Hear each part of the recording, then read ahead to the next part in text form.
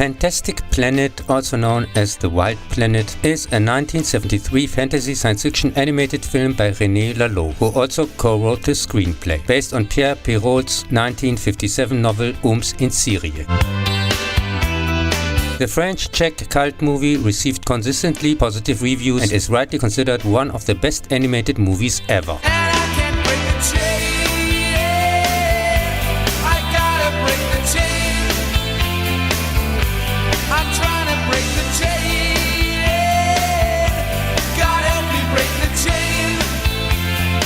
On the planet Yegam lived the Om abducted from Earth long ago. Oms means human in French, some of whom, especially their children, are kept as pets by giant Drak, who age 45 times slower.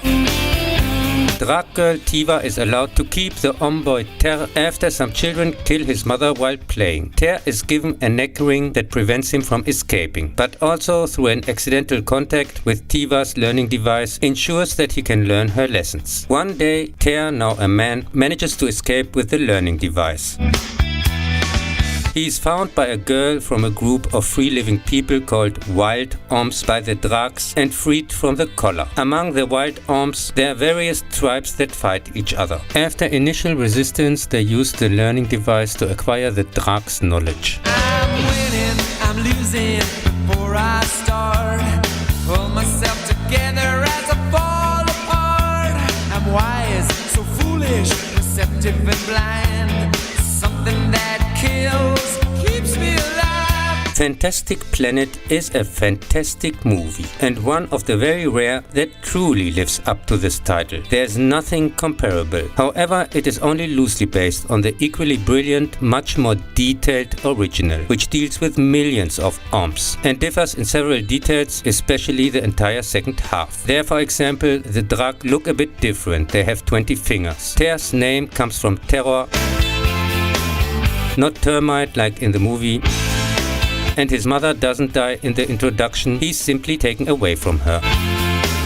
We also learn a lot more about the social and political development of both societies.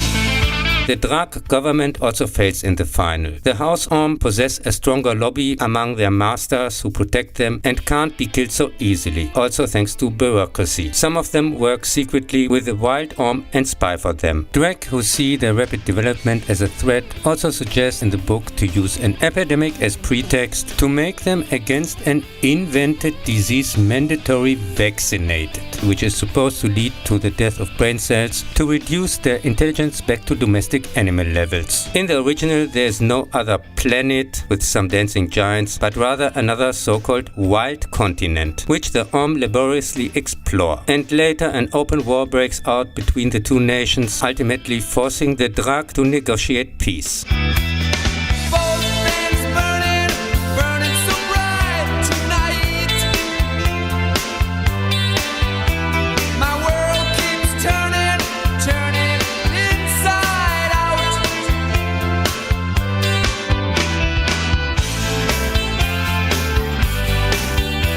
This wild marvel of early animation creates a surreal world with downright absurd scenarios and creepy absurdities, whose magical effects are hard to escape.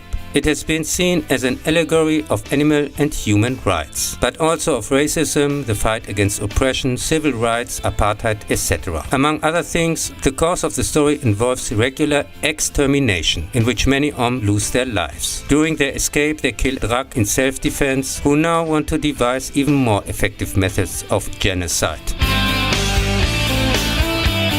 Arrive at a kind of technological graveyard and over time develop 2 rockets, in the novel 3 large submarines, with which they intend to escape to a Yigan moon, aka the Fantastic Planet, where they find dancing stone couples and destroy them. These are needed by the Drak for their daily vital meditation and reproduction. So peace negotiations ensure and the Om receive a new artificial moon as their new home.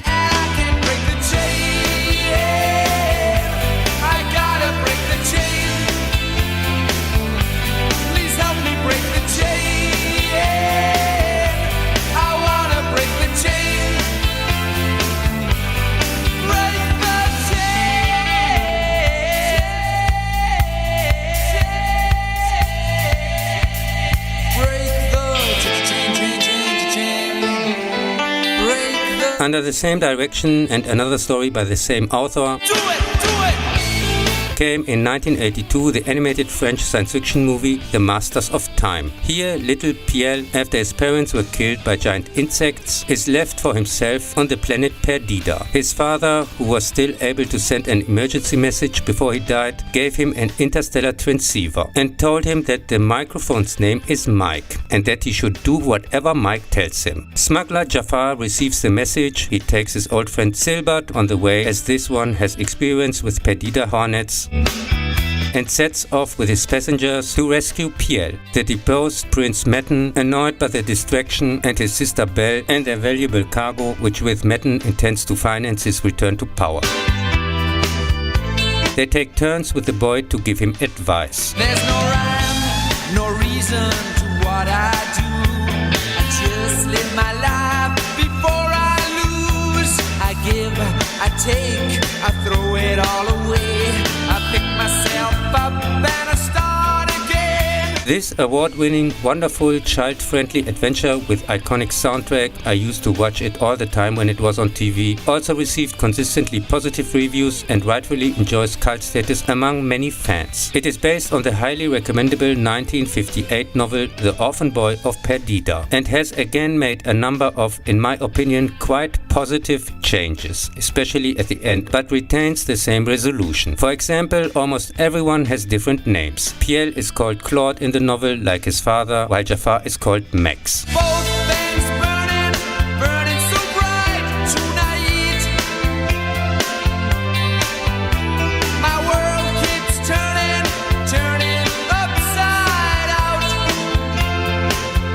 There are also no extraterrestrial intelligent beings other than humans, but in the adaptation you see quite a few, like the flying gnomes, the film title-giving Time Masters, and several of the pirates. The prince, who, to the horror of his, in the book, wife Belle, attended to get rid of the boy by giving him false instruction in order to achieve his goal more quickly,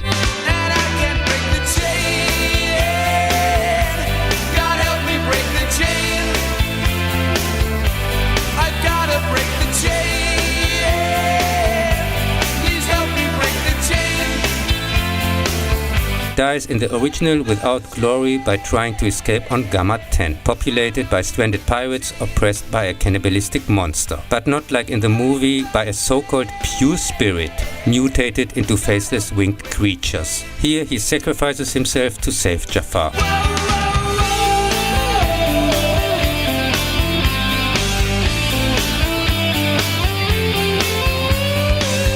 The original also ends not on a space station, but on the now fully populated and developed planet.